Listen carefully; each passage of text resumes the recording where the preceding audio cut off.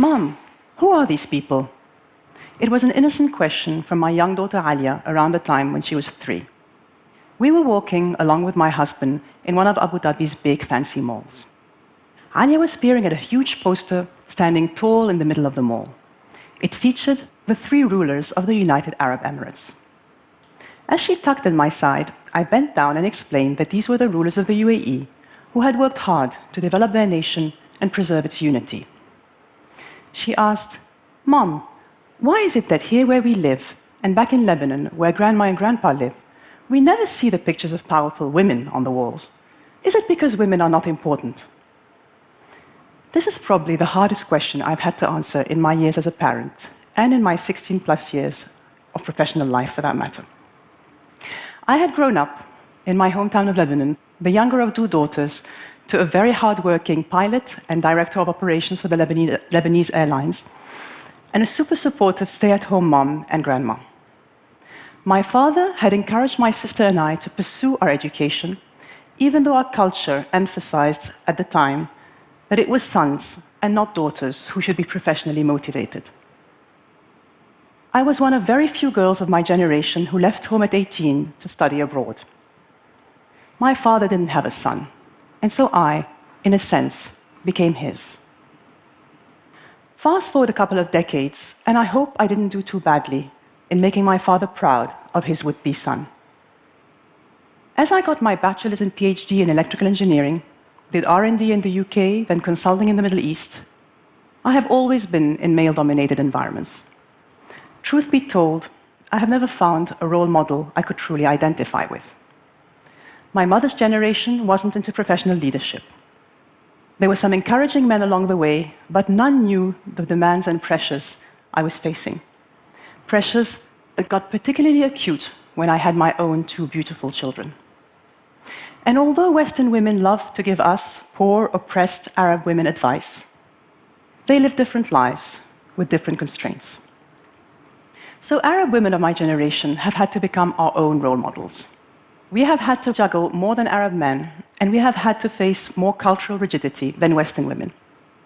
As a result, I would like to think that we, poor, oppressed women, actually have some useful, certainly hard-earned lessons to share. Lessons that might turn out useful for anyone wishing to thrive in the modern world. Here are 3 of mine.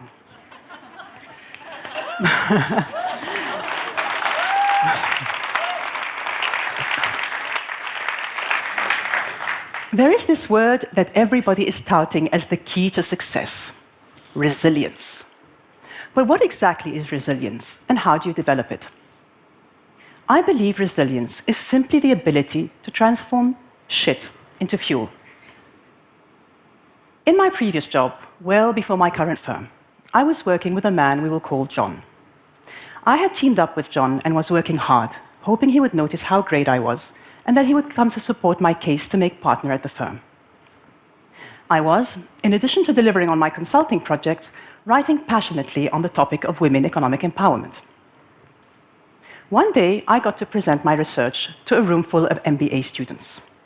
John was part of the audience, listening for the first time to the details of my study.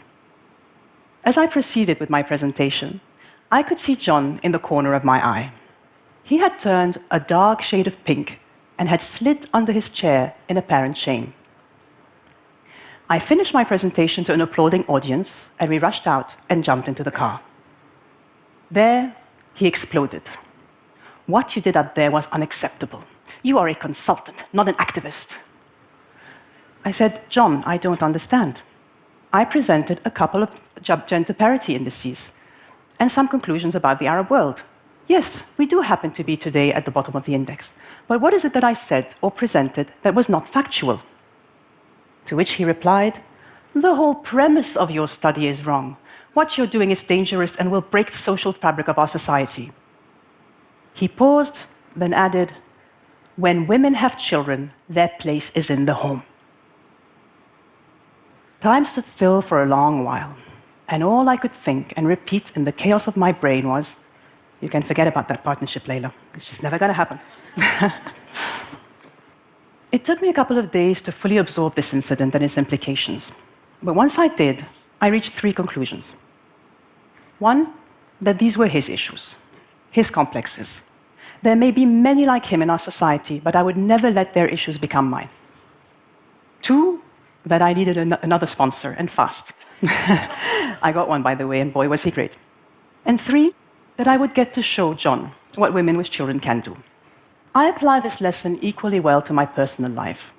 As I have progressed in my career, I have received many words of encouragement. But I have also often been met by women, men, and couples who've clearly had an issue with my husband and I having chosen the path of a dual career couple. So you get this well-meaning couple who tells you straight out at a family gathering or at a friend's gathering that, come on, you must know you're not a great mom given how much you're investing in your career, right? I would lie if I said these words didn't hurt. My children are the most precious thing to me, and the thought that I could be failing them in any way is intolerable. But just like I did with John, I quickly reminded myself that these were their issues, their complexes. So instead of replying, I gave back one of my largest smiles as I saw in flashing light the following sign in my mind's eye.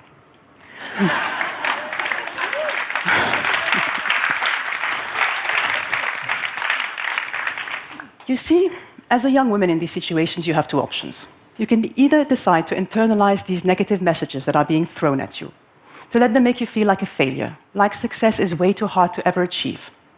Or you can choose to see that others' negativity is their own issue, and instead transform it into your own personal fuel. I have learned to always go for option 2, and I have found that it has taken me from strength to strength. And it's true what they say, success is the best revenge. Some women in the Middle East are lucky enough to be married to someone supportive of their career. Correction, I should say smart enough, because who you marry is your own choice, and you better marry someone supportive if you plan to have a long career. Still, today, the Arab man is not an equal contributor in the home. It's simply not expected by our society, and even frowned upon as not very manly. As for the Arab woman, our society still assumes that her primary source of happiness should be the happiness and prosperity of her children and husband. She mostly exists for her family. Things are changing, but it will take time. For now, it means that the professional Arab woman has to somehow maintain the perfect home, make sure that her children's every need are being taken care of, and manage her demanding career. To achieve this, I have found the hard way that you need to apply your hard-earned professional skills to your personal life. You need to work your life. Here is how I do this in my personal life. One thing to know about the Middle East is that nearly every family has access to affordable domestic help. The challenge, therefore, then becomes how to recruit effectively. Just like I would in my business life, I base the selection of who would support me with my children while I'm at work on a strong referral. Christina had worked for 4 years with my sister, and the quality of her work was well established. She is now an integral member of our family, having been with us since Talia was 6 months old. She makes sure that the house is running smoothly while I'm at work, and I make sure to empower her in the most optimal conditions for her and my children, just like I would my best talent at work. This lesson applies whatever your childcare situation, whether an au pair, nursery, part-time nanny that you share with someone else. Choose very carefully and empower. If you look at my calendar, you will see every working day 1.5 hours from 7 p.m. to 8:30 p.m. UAE time blocked and called family time. This is sacred time. I have done this ever since Talia was a baby. I do everything in my power to protect this time so that I can be home by then to spend quality time with my children, asking them about their day, checking up on homework, reading them a bedtime story, and giving them lots of kisses and cuddles. If I'm traveling, and whatever the time zone, I use Skype to connect with my children even if I am miles away.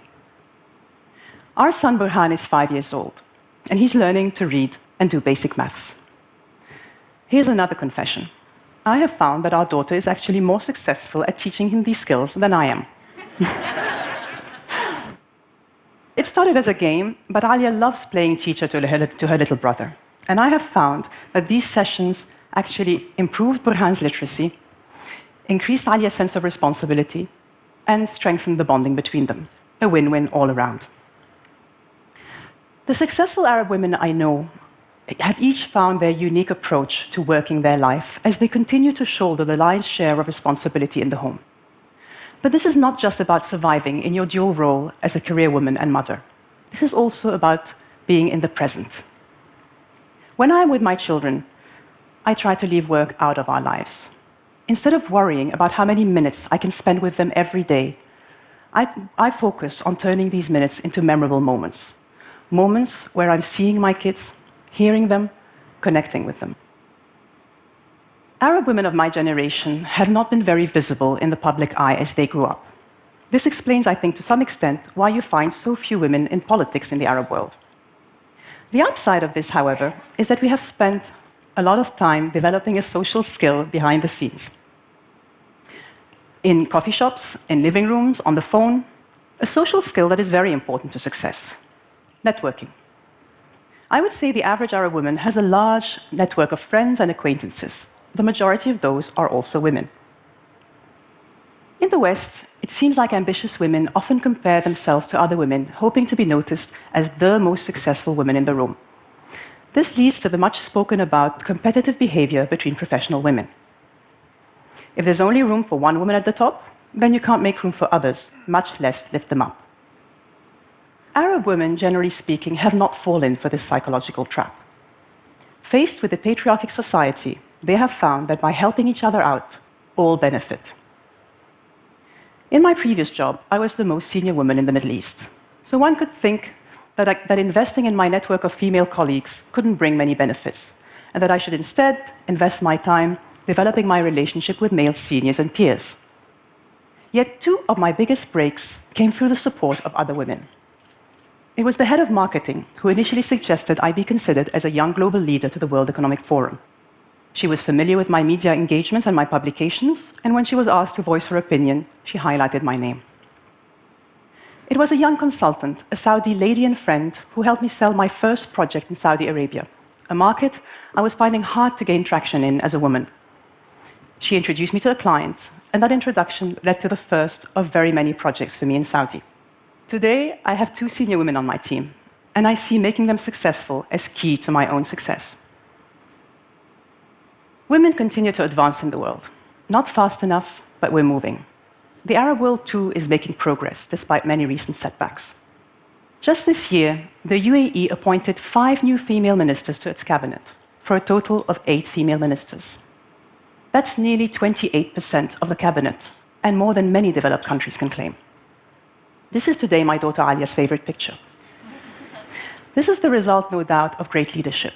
But it is also the result of strong Arab women not giving up and continuously pushing the boundaries.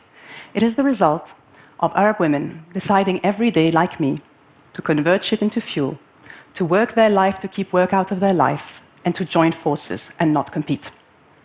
As I look to the future, my hopes for my daughter when she stands on this stage some 20, 30 years from now is that she be as proud to call herself her mother's daughter as her father's daughter. My hopes for my son is that by then the expression her mother's son or mama's boy would have taken on a completely different meaning. Thank you.